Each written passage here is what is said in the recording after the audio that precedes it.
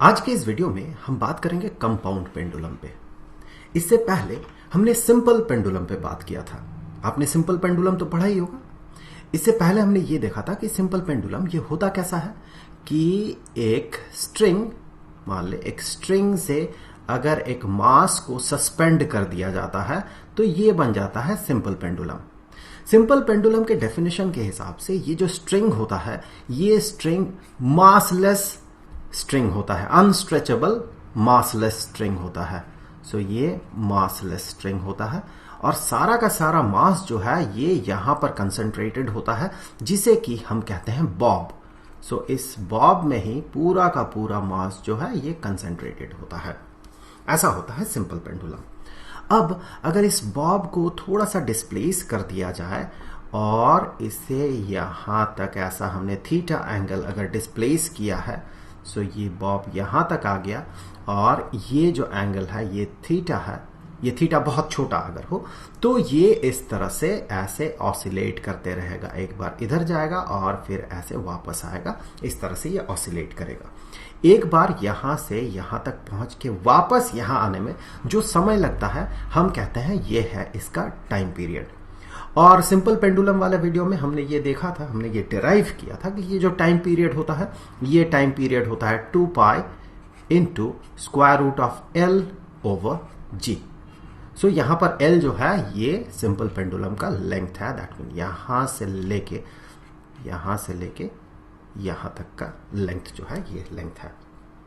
सो अगर आप उस वीडियो को डिटेल्स में देखना चाहते हैं तो फिर आप YouTube के सर्च बार में जाके टाइप करें सिंपल पेंडुलम एडू पॉइंट, आपको वो वीडियो मिल जाएगा। बेहतर होगा अगर आप उस वीडियो को देख लें। वैसे अगर आपका कॉन्सेप्ट सारा क्लियर है सिंपल पेंडुलम के बारे में तो फिर आप इस वीडियो को कंटिन्यू करें।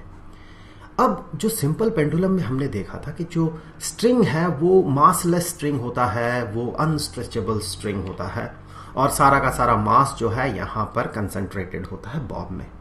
पर ये प्रैक्टिकल नहीं है, ये प्रैक्टिकल नहीं है कि आप जो है सारा का सारा मास को यहां पर कंसंट्रेट कर दे और एक स्ट्रिंग मासलेस स्ट्रिंग ले आए। सो ये प्रैक्टिकल ऐसा नहीं होता।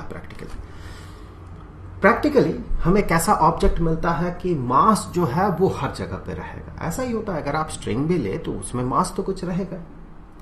सो हम अब एक ऐसे पेंडुलम के बारे में बात करेंगे जहां पर कि मास जो है ये एक जगह पे कंसंट्रेटेड नहीं होगा बल्कि चारों तरफ डिस्ट्रीब्यूटेड होगा।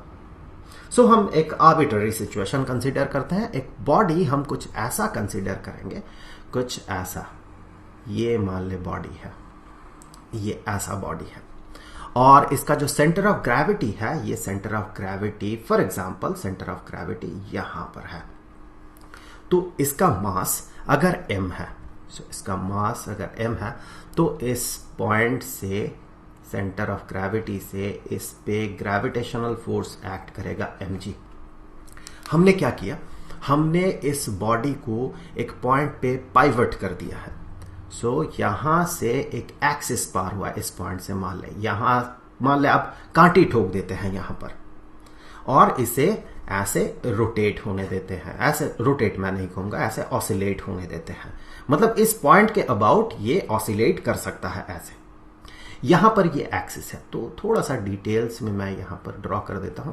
एक्सिस ऐसा होगा कि ये स्क्रीन पे नॉर्मल है, स्क्रीन पे नॉर्मल है और मान लेते हैं आपसे स्क्रीन से अंदर की तरफ गया, स्क्रीन पे ये नॉर्मल है। It is about the axis जो है ये एक्स डैश एक्सिस है।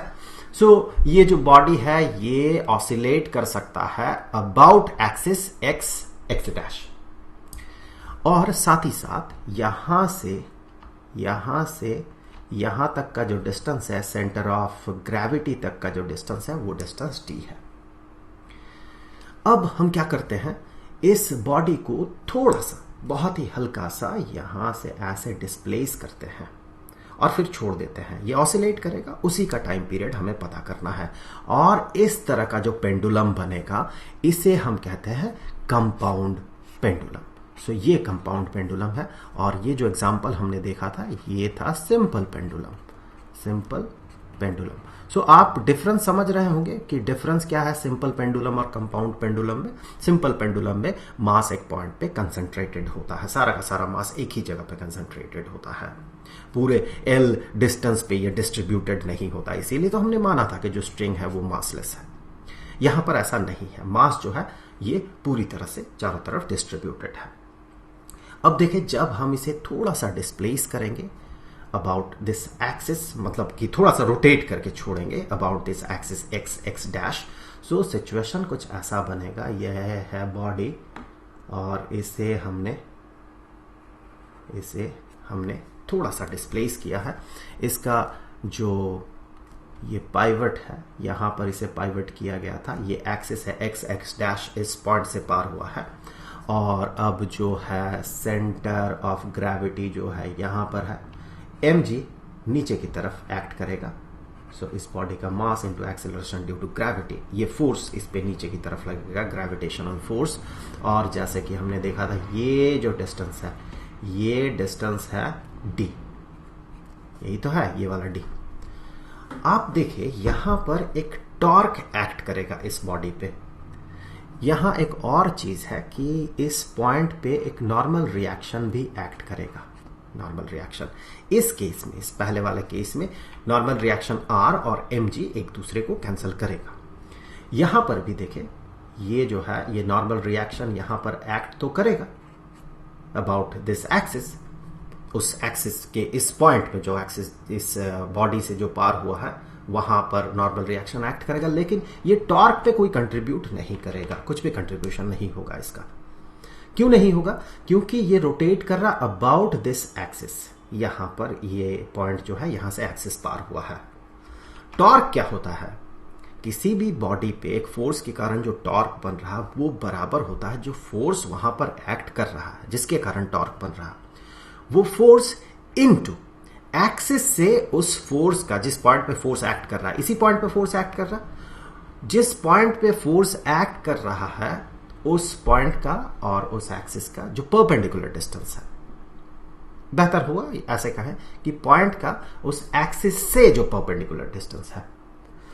तो यहां पर R जो है ये कोई टॉर्क क्रिएट नहीं करेगा, इसके कारण कोई टॉर्क क्रिएट नहीं होगा, पर इसके कारण टॉर्क क्रिएट होगा क्योंकि इस पॉइंट पे फोर्स mg लग रहा है जिसका कि इस एक्सिस से एक परपेंडिकुलर डिस्टेंस है। अगर मैं इस एक्सिस से उस डिस्टेंस को मेजर करता हूं तो वो जो डिस्टेंस होगा ये वाला वो डिस्टेंस होगा, ये वाला।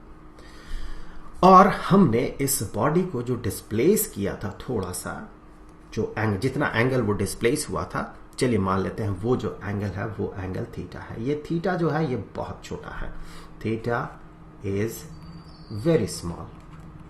हमने ये सिंपल पेंडुलम के केस में भी देखा था कि जो एंगल होगा, एंगल ऑफ डिस्प्लेसमेंट जो होगा या एंगुलर डिस्प्लेसमेंट जो होगा वो बहुत छोटा होगा। यहां भी वैसा ही है, ये थीटा बहुत छोटा है। साथ ही साथ कुछ और चीजें हमें यहां पर पता होना होगा टाइम पीरियड पता करने के लिए, वो ये कि इस सिचुएशन में अबाउट दिस एक्सिस इसका जो मोमेंट ऑफ इनर्शिया है, मोमेंट ऑफ इनर्शिया I है। सो I is moment of inertia about x x dash. इस एक्सिस के अबाउट जो मोमेंट ऑफ इनर्शिया है वो I है। अब आगे बढ़ते हैं। यहां पर जो टॉर्क क्रिएट होगा वो टॉर्क कितना क्रिएट होगा? पहले तो देखें टॉर्क का जो डायरेक्शन होगा, किस डायरेक्शन में ये बॉडी को रोटेट करना चाहेगा, जो भी टॉर्क बनेगा। आप अपना कॉमन सेंस यूज करें। ऐसे में ये टॉर्क इस बॉडी को इस डायरेक्शन में रोटेट करना चाहेगा। सो ये टॉर्क जो है ये टॉर्क किसके बराबर होगा? ये टॉर्क बराबर होगा जो फोर्स इसमें एक्ट कर रहा है mg, so force into perpendicular distance. यहां पर हमने देखा था ये जो है ये वाला जो है ये परपेंडिकुलर डिस्टेंस है। ट्रिगोनोमेट्री से आप ये बड़े आसानी से ये पता कर सकते हैं कि वो लेंथ कितना होगा। ये जो एक ट्रायंगल आपको दिख रहा है ये ट्रायंगल एक राइट ट्रायंगल होगा, यहां पर 90 डिग्री बनेगा। तो ऑब्वियसली ये जो डिस्टेंस है ये वाला जो परपेंडिकुलर डिस्टेंस है एक्सिस से उस पॉइंट का, ये होगा d into sine of theta. So force जो इस बॉडी पे अभी लग रहा है इंटू जो परपेंडिकुलर डिस्टेंस है एक्सिस से, जो कि है d into sine of theta, यही होगा टॉर्क, टॉर्क का मैग्नीट्यूड। लेकिन अभी ये पूरा नहीं हुआ है, यहां पर टॉर्क निगेटिव होगा। क्यों? क्योंकि जो एंगुलर डिस्प्लेसमेंट होता है उसका डायरेक्शन होता है एक। यहां पर इस एंगुलर डिस्प्लेसमेंट का डायरेक्शन देखिए, ये इस डायरेक्शन में है। सो रोटेट हमने जो किया, थीटा एंगल जो रोटेट किया, उसका डायरेक्शन अगर हम कंसीडर करें तो हमने इस डायरेक्शन में रोटेट किया। लेकिन टॉर्क क्रिएट हो रहा उसके अपोजिट डायरेक्शन में। यहां पर देखिए टॉर्क इस डायरेक्शन में क्रिएट हो रहा, तो इसी के कारण यहां पर एक निगेटिव साइन यहां पर आएगा, क्योंकि थीटा का डायरेक्शन और टॉर्क का डायरेक्शन अपोजिट है। तो ये तो हो गया टॉर्क जो इस mg फोर्स के कारण क्रिएट हो रहा है। अब देखिए टॉर्क के कारण एक बॉडी पे, जिसका कि इस सिचुएशन में मोमेंट ऑफ इनर्शिया I है अबाउट x डैश, तो इस बॉडी पे ये एक एंगुलर एक्सेलरेशन क्रिएट करता है। सो यहां से हम कह सकते हैं torque is equal to moment of inertia into angular acceleration. इसे याद रखने के लिए आप ऐसे सोचे कि अगर लीनियर आप मोशन को कंसीडर करते हैं तो हम कहते हैं कि force is equal to mass into translational acceleration या लीनियर एक्सेलरेशन जो भी है। तो यहां पर फोर्स का रोटेशनल इक्विवेलेंट टॉर्क होता है, मास का rotational equivalent moment of inertia होता है, और लीनियर एक्सेलरेशन का रोटेशनल इक्विवेलेंट एंगुलर एक्सेलरेशन होता है। सो यहां से आप इसे याद कर सकते हैं, यहां से इसे आप याद रख सकते हैं। तो हमारे पास अभी दो इक्वेशन है, एक तो ये वाला, दूसरा ये वाला, दोनों ही टॉर्क के लिए है। तो अब आगे यहां से हम कह सकते हैं कि I alpha moment of inertia into angular acceleration is equal to negative mg into d into sine of theta. अब यहां पर जैसे कि हमने बात किया, थीटा बहुत छोटा है। जब थीटा बहुत छोटा है, when theta is very small, when theta is very small, जब थीटा बहुत छोटा होता है, उस केस में साइन ऑफ थीटा जो है ये थीटा के बराबर होता है। यहां मैं आपको बता दूं, ये जो मेजरमेंट होता है एंगल का, ये रेडियन में होता है। तो अब यहां से आगे हम इसी को कुछ ऐसे लिख सकते हैं कि I alpha is equal to negative mg d theta. So यहां से आगे अब हम कुछ ऐसे कह सकते हैं कि जो अल्फा है, alpha is equal to negative mg d divided by I moment of inertia इस बॉडी का about x dash into theta. अब देखिए यहां पर अगर कोई बॉडी सिंपल हार्मोनिक मोशन में रहता है, मान लेते हैं कि ये जो है ये इसका मीन पोजीशन है, ये अब ये ऑसिलेट करता है, इधर जाता है, फिर वापस इधर आता है, फिर इधर आता है। तो सिंपल हार्मोनिक मोशन हो रहा है अगर इसका। सो कुछ ऐसे यहां पर ये एक्सट्रीम पॉइंट एक, एक्सट्रीम पॉइंट दूसरा। अब बॉडी जब एक सर्टेन जगह पे होता है, फॉर एग्जांपल इस पोजीशन में जब होता है, तो इस पे जो एक्सेलरेशन लगता है, लीनियर एक्सेलरेशन जो होता है वो इस डायरेक्शन में होता है, और ये लीनियर एक्सेलरेशन डिपेंड करता है मीन पोजीशन से इसके डिस्प्लेसमेंट पे। सो ये डिस्प्लेसमेंट अगर x हुआ तो x और ये जो a है, इन दोनों के बीच, दैट मीन जो डिस्प्लेसमेंट है मीन पोजीशन से और जो इंस्टेंटेनियस लीनियर एक्सेलरेशन है इस पॉइंट ऑफ टाइम में, इन दोनों के बीच एक रिलेशन होता है। अगर इस सिंपल हार्मोनिक मोशन का जो एंगुलर फ्रीक्वेंसी है ये अगर ओमेगा होता है, तो हम यहां से कह सकते हैं कि a जो है ये बराबर होता है नेगेटिव ओमेगा स्क्वायर्ड x के। तो ये तो लीनियर एक्सेलरेशन के लिए इक्वेशन हो गया। अगर इनका हम रोटेशनल इक्विवेलेंट कंसीडर करते हैं, इस लीनियर एक्सेलरेशन और इस लीनियर डिस्प्लेसमेंट का, तो हम क्या कहेंगे? हम इसी को कुछ ऐसे कहेंगे कि alpha is equal to negative omega squared x के जगह थीटा, लीनियर डिस्प्लेसमेंट के जगह एंगुलर डिस्प्लेसमेंट। तो अगर अब आप इसके साथ इसे कंपेयर करते हैं, मैं फिर से लिख देता हूं इसे। सो यहां पर हमने ये पाया था कि alpha is equal to negative omega squared into theta.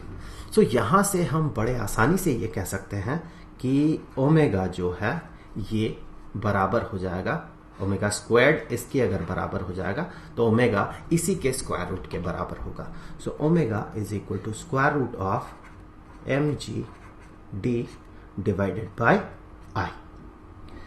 अब ये तो हमें इस बॉडी का ये जो ऑसिलेशन हो रहा है, इस ऑसिलेशन का जो एंगुलर फ्रीक्वेंसी है वो मिल गया। अब हमें जैसे कि पता है कि time period is equal to 2 pi divided by omega. इस फॉर्मूला को अगर हम यूज करते हैं और इस वैल्यू को, ओमेगा के इस वैल्यू को अगर यहां पर हम सब्सटीट्यूट करते हैं तो हमें इस कंपाउंड पेंडुलम का टाइम पीरियड मिल जाएगा। सो यहां से आगे हम कह सकते हैं ये बराबर होगा 2 pi into square root of I divided by mg/d। तो ये जो एक फॉर्मूला है ये हो गया कंपाउंड पेंडुलम के लिए टाइम पीरियड का फॉर्मूला। अब देखिए कंपाउंड पेंडुलम जो है ये तो एक जनरल केस है, सिंपल पेंडुलम जो है उसी का एक स्पेशल केस है। तो यहां से हम सिंपल पेंडुलम का जो टाइम पीरियड का इक्वेशन है इसे भी डिराइव कर सकते हैं। कैसे, चलिए देख लेते हैं। Time period is equal to 2 pi into moment of inertia उस बॉडी का। सो यहां पर इस बॉडी का मोमेंट ऑफ इनर्शिया हमने I माना था।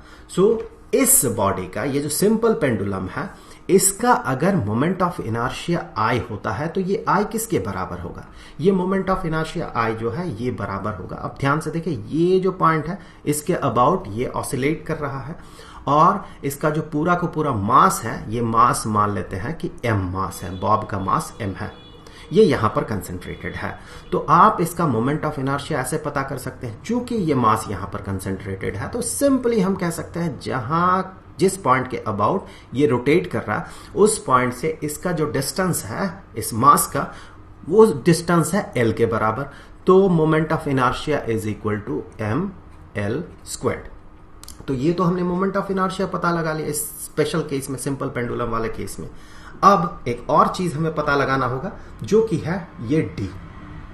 m तो इसका भी मास है, इसका भी मास अगर हम m मानते हैं तो m के लिए हमें इक्वेशन नहीं बनाना होगा, यही वाला m जो है ये यही वाला m होगा। अब d जो है उसे हमें देखना है वो क्या होगा। सो यहां पर d क्या था, जो इसका सेंटर ऑफ ग्रेविटी है, ये पॉइंट जो सेंटर ऑफ ग्रेविटी था उसका पाइवट पॉइंट से जिस एक्सिस के अबाउट ये रोटेट कर रहा है वो एक्सिस इस बॉडी को जहां से क्रॉस कर रहा है वो जो पॉइंट है उस पॉइंट से इस सेंटर ऑफ ग्रेविटी का डिस्टेंस। तो अब इस सिंपल पेंडुलम वाले केस में देखें ये होगा इसका सेंटर ऑफ ग्रेविटी जहां पर मास कंसंट्रेटेड है। तो जो पाइवट पॉइंट है यहां पर, यहां से इसका जो डिस्टेंस है वो तो L होगा। तो अब ये D के जगह हम वो L सब्स्टिट्यूट करेंगे। सो फॉर सिंपल पेंडुलम इस केस में हमें क्या मिला, जो मोमेंट ऑफ इनर्शिया है ये ml स्क्वायर्ड के बराबर है और जो D है ये D ये L के बराबर है। इन वैल्यूज को अगर हम सब्स्टिट्यूट करते हैं, चलिए d is equal to L को यहां लिख लेते हैं, d is equal to L. So in values को अगर हम सब्स्टिट्यूट करते हैं तो हमें क्या मिलेगा, देखिए यहां से सिंपली इसी को अगर उस जनरल केस से हम डिराइव करने का कोशिश करते हैं तो हम कहेंगे time period is equal to, यहां से देखिए 2 pi into square root of I के जगह ml squared, so ml squared divided by mgd और d के जगह l, सो mgl। सो यहां से ये m न्यूमरेटर डिनोमिनेटर से कैंसिल हो जाएगा और डिनोमिनेटर का l न्यूमरेटर के एक l को कैंसिल करेगा। तो ध्यान से देखिए हमें क्या मिला, 2 pi into square root of l divided by g, जो कि हमने डिराइव किया था सिंपल पेंडुलम के केस में। तो इस तरह से कंपाउंड पेंडुलम का जो इक्वेशन है वहां से हम सिंपल पेंडुलम के लिए भी इक्वेशन को डिराइव कर सकते हैं। तो ये था कंपाउंड पेंडुलम और कैसे हम कंपाउंड पेंडुलम का टाइम पीरियड को पता कर सकते हैं। अब जाते जाते मैं आपको ये बता देता हूं कि ये वीडियो जिस प्लेलिस्ट का पार्ट है उस प्लेलिस्ट का लिंक मैं यहां डिस्क्रिप्शन में डाल दूंगा, वहां क्लिक करके आप उन सारे वीडियोस को, इससे रिलेटेड जो भी वीडियोस हैं सिंपल हार्मोनिक मोशन का, वो सारे वीडियोस आप देख सकते हैं। तो आई होप कि ये वीडियो आपके लिए हेल्पफुल रहा होगा। आगे के वीडियोस में हम आगे के मुद्दों पर बात करेंगे। तो मिलते हैं आपसे अगले वीडियो में, तब तक के लिए खुश रहें, गुड बाय।